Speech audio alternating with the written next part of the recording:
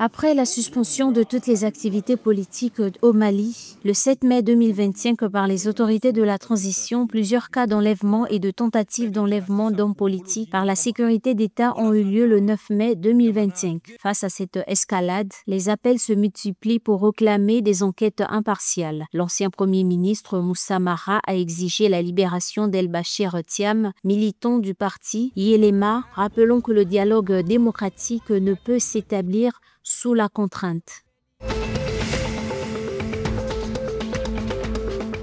Au Burkina Faso, le taux d'exécution physique du plan d'action pour la stabilisation et le développement a atteint 81,94% en 2024 contre 73,4% en 2023. Parmi les facteurs clés de cette performance figurent des progrès notables dans la reconquête du territoire, l'implantation de plusieurs initiatives présidentielles, une campagne agro-pastorale favorable ainsi qu'une consolidation de la reprise de la croissance économique avec un taux estimé à 5,1%.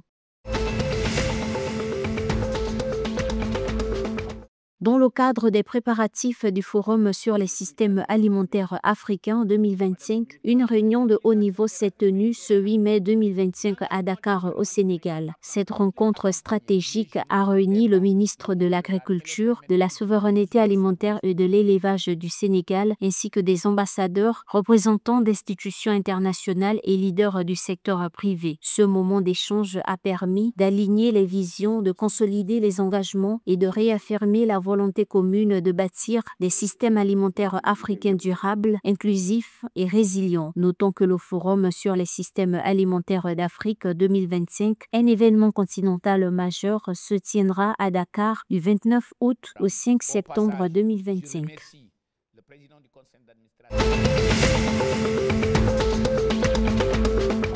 Selon l'Observatoire national du travail, le taux d'emploi en Guinée est estimé à 52%, c'est-à-dire qu'une personne sur deux en âge de travailler exerce un emploi. C'est ce qu'a déclaré le 9 mai 2025 le directeur national de l'Observatoire national du travail, Alseni Niaré.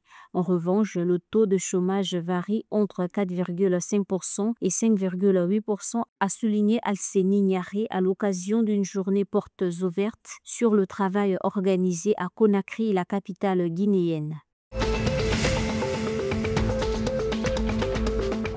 Djerry Ahmed Chaïb a été réélu à la présidence ghanéenne d'haltérophilie. La victoire écrasante remportée face à son adversaire Michael Ni Yarboa Anan témoigne de la grande confiance que les délégués placent en son leadership. Grâce à cette victoire décisive, Djerry Chaïb dirigera la fédération pour les 4 années supplémentaires. En ce qui concerne l'avenir, il a appelé toutes les parties prenantes à se rallier derrière la fédération alors que le Ghana se prépare à accueillir le championnat d'Afrique d'haltérophilie junior 2025 en août.